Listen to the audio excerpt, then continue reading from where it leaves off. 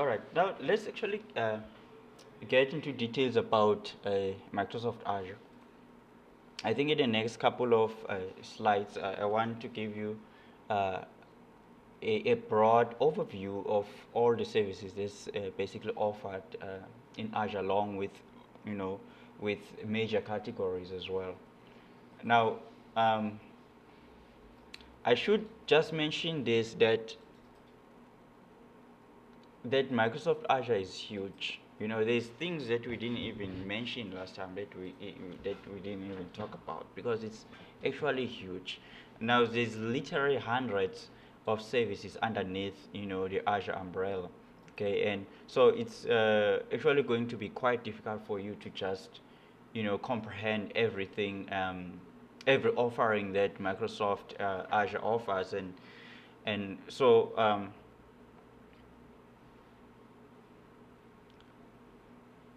So what you can do, maybe we can let's just take it easy. Uh, we're just gonna cover, you know, the core services, not literally everything, um, because Microsoft, like I already said, is very huge. It's so huge. It's hard to imagine somebody is being as being an absolute expert in all, you know, all the areas of Microsoft Azure. So keep that in mind as we go through this. But first, um, in the first few slides here, I'm gonna, you know, we're going to be talking in general about an overview of Microsoft Azure services. Now, if you were not here the first time, I think I've already introduced, but I know that maybe this, if it's for the first time that we're meeting, I'm just gonna give you an overview because I know some might have forgotten. It's been 3 weeks already, or was it 4? Uh, I know how the human mind works. you probably you probably forgotten some half of the things that we've done, and if I can say, just create a load balancer there and join two virtual machines. I know. All right. So anyway, but if you are starting from, like, if we like, let's assume that we starting from absolutely no understanding of Azure, so you've got no background in it. Okay. um, Maybe you can, maybe just check around for AZ900, just to give you a little bit of background as well. Okay. So um,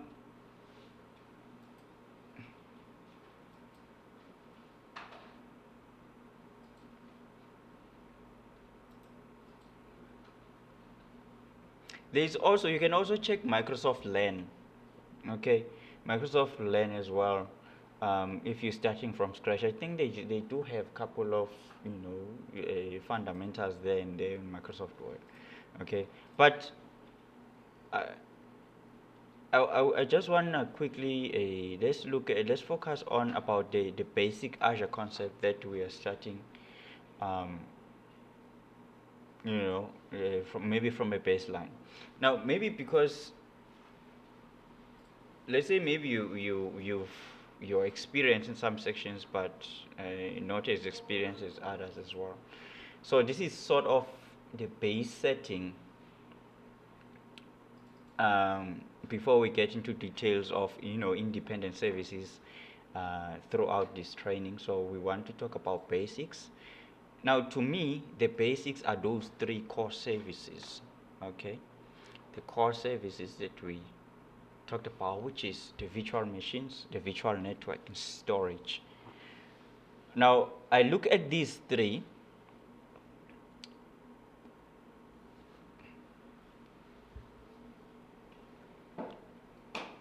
which is virtual machine, virtual network, and and storage. So almost every other services in Azure is built on one or more of these three, right? So if you are using, you know, maybe machine learning, for example, you're actually using a combination of virtual machine and also some sort of storage concepts. Um, and what is that one? And Kubernetes services that are actually built on virtual machines as well, and service fabric as well. Basically, this is just a foundation of the house, right? This is the solid base on which a lot of other service depend on. And so it's important to talk about this so that we understand what we're talking about when we using these terms. So remember, it's just these three terms that are just the core services um, that we actually need to look at. Now,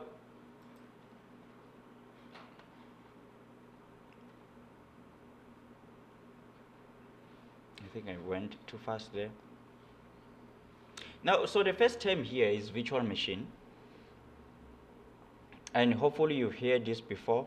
Of course, you have.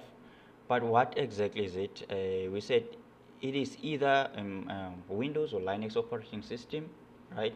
So it's a server that you can control. You can remote into it via RTP or via SSH. So it looks and acts and behaves just like a real server, right? But the virtual world, uh, or yeah, the virtual world rather, just simply indicates that it's not actually an entire server that you are physically controlling. It is a server that's been that's been virtualization. It's like a pizza that's been cut up into slices, and you only control one piece. You see, but you wouldn't know that because it looks like an X and behaves like a full, server. Now, also virtual machines must be on a virtual network. Okay, they must be on a virtual network, and they can be arranged in a certain types of availability sets or put behind a load balancer. Um, you remember those two topics that we talked about before, the load balancers and availability sets. So you can physically distribute your virtual machines in a way that you've designed, since you do not have full control um, over the virtual machine. That means that you can remote into it using RTP or SSH, and then you can install software and change configurations and so on. So you also responsible for patching up the system for the operating system. So you have to keep the patches, security patches installed, and also you make sure that you schedule updates and reboots and stuff like that, just like you will do on the real server. Um, Also, virtual machines can be created very quickly, within 3 or 4 minutes. So you can have a virtual machine just running so that you have an idea at, how can I put it now? So maybe you can have a virtual machine that's just you set up and it can run in a couple of minutes, um, and then you can just remote into it, okay, and start to work on it with almost immediately. Now, like I said, virtual machines is a foundation on top of which other compute services provide services, basically. All right. So when you get into Kubernetes container, you're actually working on a virtual machine under the hood. Okay. If you remember again, the Kubernetes, we talked about that from our fundamentals. Um, Basically, Kubernetes is just an abstraction. All right. It's an orchestration layer on top. Same with a virtual machine, uh, scale sets. Okay, it's basically a way uh, for you to have a load balance and some sort of multiple virtual machines and auto scaling rules using all the basics of that as well as the batch and what is that one, service fabric. Okay, again we're going to talk about these things in maybe later in a later time. Now, a completely different.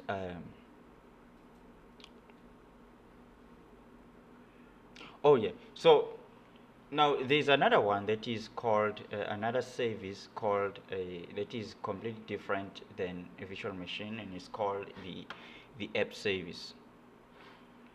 So they are basically a platform as a service. If you remember, we talked about three models: software as a service, platform as a service, and infrastructure as a service. Okay, so the app services is a platform as a service. Now you do get your choice of Windows or Linux as well, but you are not controlling those operating systems. So you can choose the Windows operating system, but you don't get to say in terms of exactly what version of Windows and when the security patches are applied and all of that. They are fully managed servers, and you don't have any remote access to them. Okay. Now, um, as a full managed servers, which you do not have, or let me rather say, which you do have access to, are the applications that you can install on them. And Microsoft basically just gives you a few core programming language, like a .NET Core, Java, Ruby on Rails, Node.js, PHP, and Python. Okay, so you can write your code and install them as ASP as a service or as an app as a service. Now these are known as these ones are developer friendly service. They are known as developer friendly service. So basically, it just the integration into if there is also an integration into Visual Studio with a one-click button, continuous integration that is available. It also has integrations with GitHub as well. So if you remember, we talked about GitHub a a while back as well. So you can use things like developments, lots of different benefits of app as a service above a virtual machines. Not to mention the fact that you are not managing the hardware or operating systems underneath it.